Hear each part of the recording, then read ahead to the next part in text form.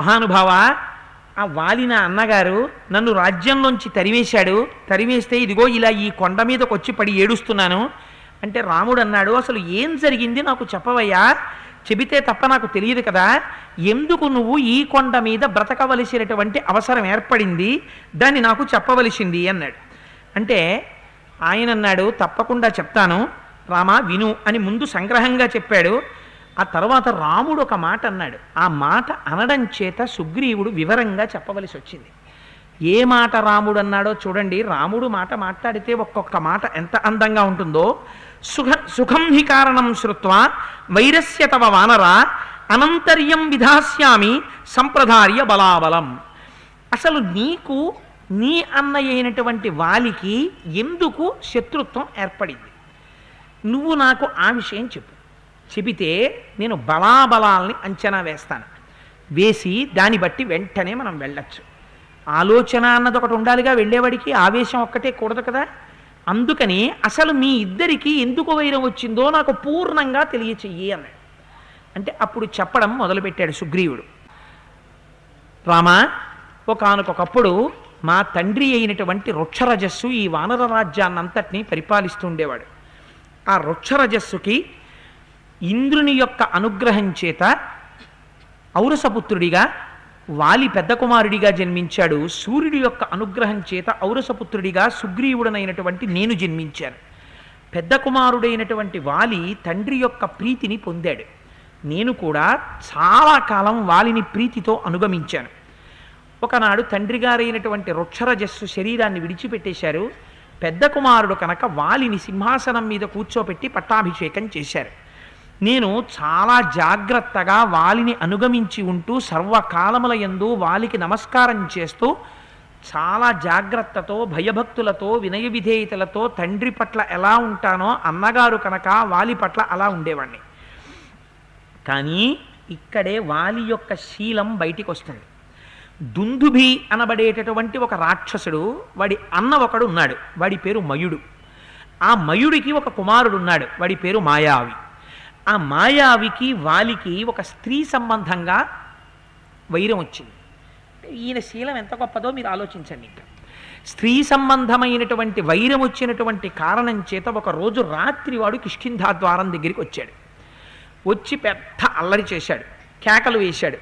కేకలు వేసి, సుగ్రీవా బయటికి రా, యుద్ధం చేద్దాం మన ఇద్దరం అన్నాడు. నిన్ను ఇక్కడితో నీ పీచ మణిచేస్తానన్నాడు.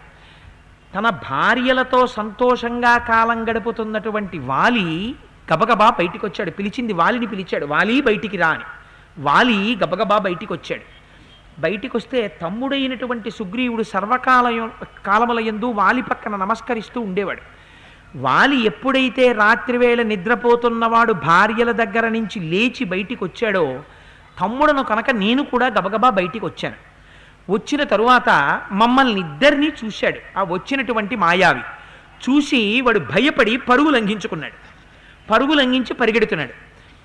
అక్కడ ఉన్న స్త్రీలు అన్నారు, వాడు ఎలాగో పారిపోతున్నాడు కదా, విడిచిపెట్టమన్నారు. కానీ శత్రువుని విడిచిపెట్టనని వాలి వాడి వెనక పరిగెత్తాడు.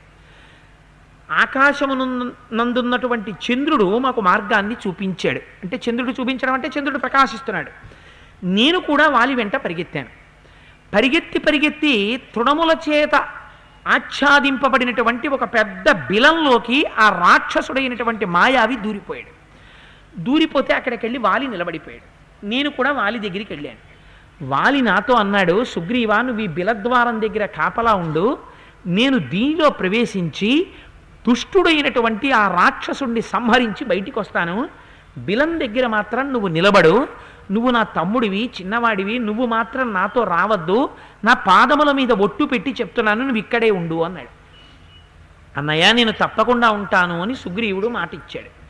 వాలి గుహలోపలికి వెళ్ళాడు. 1 సంవత్సరం పైగా కాలం గడిచిపోయింది. నిలబడిన సుగ్రీవుడు నిలబడినట్టే నిలబడ్డాడు. చాలా కాలం ఇలా గడిచిపోయిన తర్వాత లోపల నుంచి రాక్షసుల కేకలు వినపడడం ప్రారంభమయ్యాయి. ఆ గుహ ద్వారం దగ్గరికి నురుగుతో కూడినటువంటి నెత్తురు ప్రవహిస్తూ బయటికి వచ్చింది. ఎక్కడా వాలి మాట కానీ వాలి అలికిడి కానీ వినపడలేదు. బహుశः నా అన్నగారైనటువంటి వాలిని రాక్షసులు సంహరించి ఉంటారు. అందుకే ఎక్కడ వాలి జాడ కానీ వాలి మాట కానీ వినపడడం లేదు. అందుచేత ఈ రాక్షసులు బయటికి వస్తే ప్రమాదం అని నేను ఒక పెద్ద శిలని తీసుకొచ్చి ఆ బిలానికి అడ్డు పెట్టేశాను.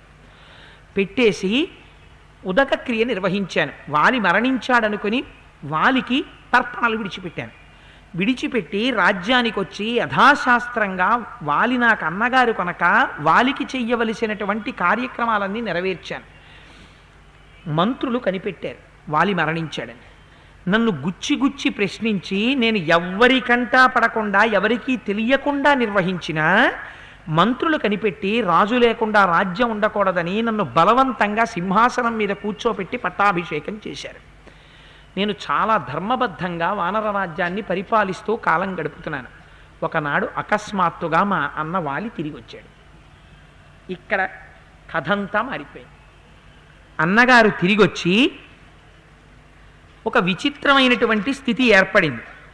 నేను అభిషిక్తంతు మాం దృష్ట్వా వాలీ సంరక్తలోచన మదీయాన్ మంత్రిణో బద్ధ్వా పరుషం వాక్యమబ్రవీత్.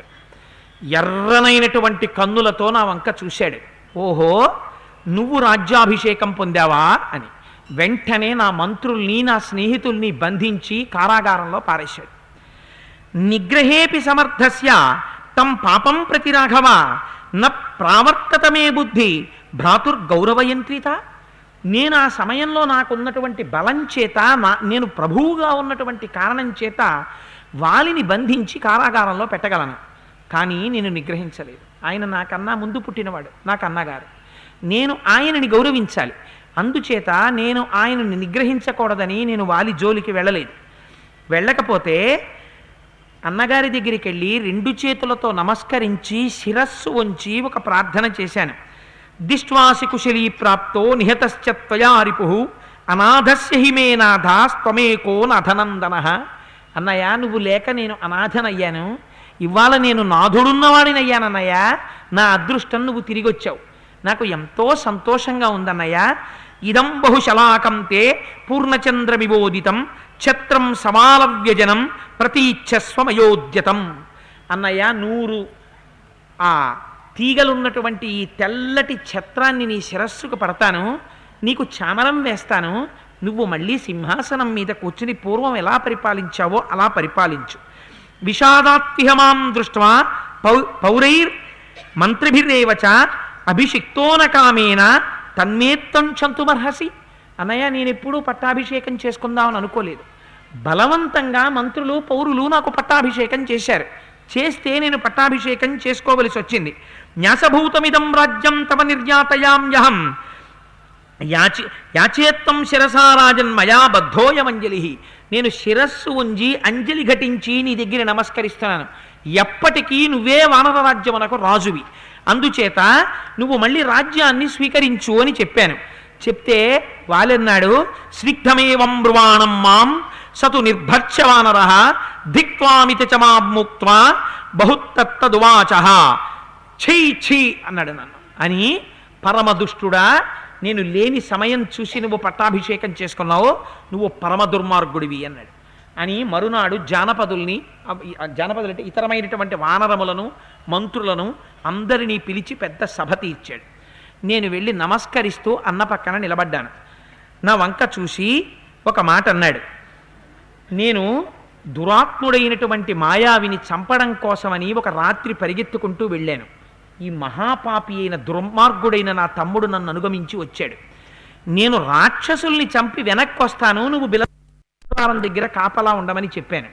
కానీ పాపపుటాలోచన కలిగిన సుగ్రీవుడు నేను లోపలికి వెళ్ళగా చూసి రాజ్యాన్ని కబళిద్దామని శిలాద్వారం అడ్డుపెట్టాడు. అడ్డుపెట్టి తిరిగి వచ్చి పట్టాభిషేకం చేసుకున్నాడు లోపల నేను మరణిస్తానని. కానీ నేను లోపలికి వెళ్ళిన తర్వాత మాయావి నాకు కనపడలేదు. 1 సంవత్సర కాలం వెతికాను లోపల గుహల్లో. వాడు దొరికాడు. వాడు తన బంధువులతో స్నేహితులతో ఉన్నాడు. నేను వాళ్ళందరినీ సంహరించాను. ఆ గుహంతా నిత్తుటితో నిండిపోయింది. నిండిపోయినటువంటి గుహలోంచి నేను ప్రయత్నపూర్వకంగా వచ్చి బయటపడదామని ప్రయత్నించాను. కానీ శిలని అడ్డుగా పెట్టి పారిపోయాడు వీడు. నేను ఆ శిలా తలుపుని ఎలా తీయాలో తెలియక కాళ్లతో చేతులతో ప్రయత్నపూర్వకంగా ఎంతో కష్టపడి దాన్ని తన్నవలసి వచ్చింది. ఎట్టకేలకి ఆ శిల పడిపోయింది. పడిపోయిన తరువాత నేను ఇక్కడికి వచ్చాను. వచ్చేటప్పటికీ వీడు రాజ్యాన్ని పరిపాలిస్తూ సింహాసనం మీద కూర్చునున్నాడు. వీడు పాపాత్ముడు, కావాలనే నన్ను గుహలో పెట్టి వీడు రాజ్యం తీసుకున్నాడు. తత్రానేనాస్మి సమృద్ధో రాజ్యం మృగయతత్మన సుగ్రీవేణ నృశంసేన విసృత్య భాతృ సౌహృదం. వీడిని ఎట్టి పరిస్థితులలోనూ ఆదరించకూడదు. వీడు పరమ పాపాత్ముడు. రాజ్యం కోసమని అన్నగారిని హత్య చేయడానికి ప్రయత్నం చేసినటువంటి వాడు.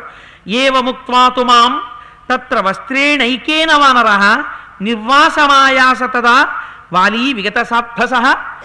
కట్టు బట్టలతో రెండవ బట్ట కూడా నన్ను తీసుకోనివ్వకుండా ఉన్న బట్టతో ఉన్నట్టుగా నన్ను రాజ్యం నుంచి బయటికి తరిమేశాడు. తరిమేస్తే నేను బయటికి భయపడుతూ పారిపోయి వచ్చాను.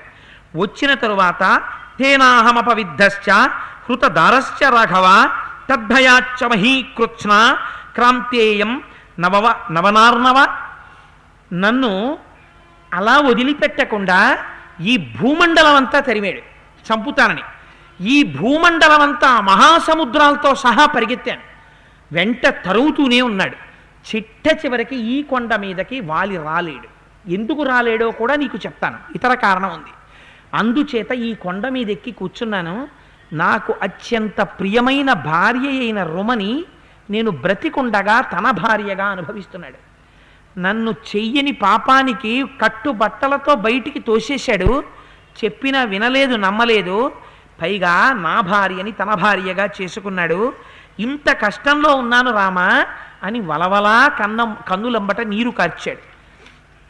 ఈ మాటలు విన్నట్ట రాముడు విని అన్నాడు, అమోఘా సూర్య సంకాశ మమైతే నిచితాశరాః తస్మిన్ వాలిని దుర్వృత్తే నిపతిష్యంతి వేగితాః యావత్తం నాభిపశ్యామి తవ భార్యాపహారిణం తావత్స జీవేత్ పాపాత్మ వాలీ చారిత్ర దూషకః.